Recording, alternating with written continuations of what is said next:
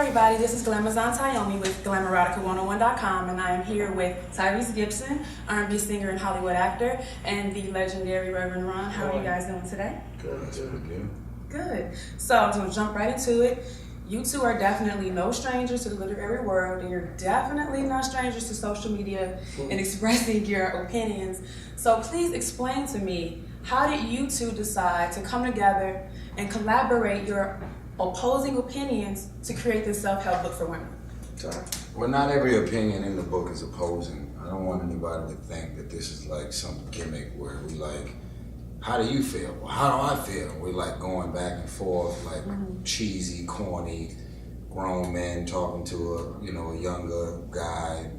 It's we decided that because we have this feeling of responsibility to give people the insight, get the heads up, paying it forward. It's one thing to say here's an opportunity to write a book, and it's another thing to feel a responsibility. And we both share that responsibility towards women. I have a 5-year-old daughter, he's got daughters, and we're more concerned about what they don't know. Okay. And that became the motivation to do it. I mean, we met through social media because he sends out these emails called Words of Wisdom, and I actually had a problem with something that he sent out one morning, and I didn't know that he actually got the email, so I responded to it, and he hit me back, and I was like, oh man, he responded. I thought it was like some computer that was like sending things out. But that's how we met, and then we got on the phone and talked for like 3-4 hours, laughing, arguing, going back and forth, and we've been friends ever since. So here we are, we're our first book, Manology. Reverend, do you have anything to add to that? Yeah, when I called him and we started speaking, at the end of the conversation, I was laughing and saying, we should put together a book, and I really wasn't serious. We should call it I Beg to Differ. It's because of the little argument, and we kind of forgot about it, dropped it, started hanging out, laughing, becoming friends, and next thing you know, we were putting these tweets out on Twitter where we would just hashtag Manology, and that was just our little thing, like, yeah, when you do it, man, make sure you do it in all caps. He was telling me, I saw you put the pound sign, we like giggling, we putting it up. People was getting into it, it was really big. It was starting to get so big that we had like a little bidding war that all the companies wanted this Manology book, especially on the heels of Steve Harvey. It was like overwhelming that we had like an auction. So we ended up at Simon & Schuster, and so far so good. People are really responding well to it. Okay, so how do you think that women who might not have been given solid advice about men, like women who've never had like a positive male figure in their lives, how do you feel they're going to react? You saying that for you? No, my dad's been there since I was born. I love him. Right here. Him. February 11th, his birthday, 51 years old. I love him. Yes. Okay. Yeah, so. I'm just asking. Yeah, because I do have, friends who haven't been as fortunate as me. Absolutely. And I know that sometimes they can get confused. So how do you feel that this book will be received by those types of women? Well, I think I got a 2-part response. Okay. I love the fact that you were raised by your father and he had a great influence as far as your knowledge, insight, and awareness around men. But I also think that the age group of men that you're dating play by a different set of rules. Yeah. So I think, educating or trying to give a woman insight on men from an old school perspective, it needs to be a combination of old school and new school. And I think that's where Manology kicks in, where I'm from Watts, I'm from the streets, I just left last week. Like, it's fresh. The hood hot sauce is on me heavy. And so my views and perspective is raw, uncomfortable, it's bold, it's in your face, it's, inappropriate at times because I'm just saying exactly what it is.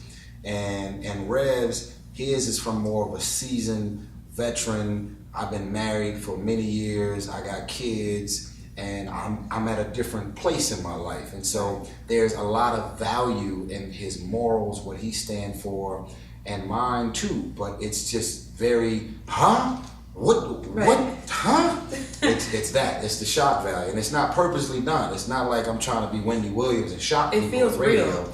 It's coming from a real place. Yeah. And I think, just kind of hopefully answering your question, that's the value And I feel like that's in these pages where it's like raw, bold, uncomfortable truth. And we felt the responsibility to put that out there because I have a problem as well as he with what a lot of women don't know. Okay. Reverend, do you have some insight on that question? What was the question again? The question is, how do you feel that women who haven't grown up with positive male figures in their lives will receive the information? This book is going to be very good for them because it talks to them about how a man thinks, how a mind of a man goes after a female. It talks about prior experiences in my life as Run DMC, earlier experiences him with his Coca-Cola commercial, Sweet Lady and all that. And it just gives you a heads up on the magician, the magician man that puts up all this smoke and mirrors and he's really just after getting some sex and he's out. So this book will give you lots of tips on how to recognize and be able to walk away from. And there's a tweet that I put out the other day where I said, when the past calls, press the ignore button, it has nothing new to say. Nice. So one last question for you guys, and we'll wrap this up. That's a jewel and a half. I do love that. My God. So why do you feel it is important for women to have open and clear communication in their relationships with their partners? It's very important. I mean, it doesn't get any more of a greater communicator than me. Like, I'll just say it. Look, I'm horny as hell, and you not being in town is not really helping a recovering man who just love sex addict. Yeah. Well, whatever. I've never called myself a sex addict. I just love sex, and so sex addict is sex addict is like whatever. I'm just saying, like, I love you, and you are stopping me from wilding out when you're here. But if you're gonna leave town for a couple of months, you can't just say, well, we're together, we're committed. No, you have the tolerance, because most women do, to stay focused, stay faithful, and every man looking wherever they're not gonna cheat. Most women don't.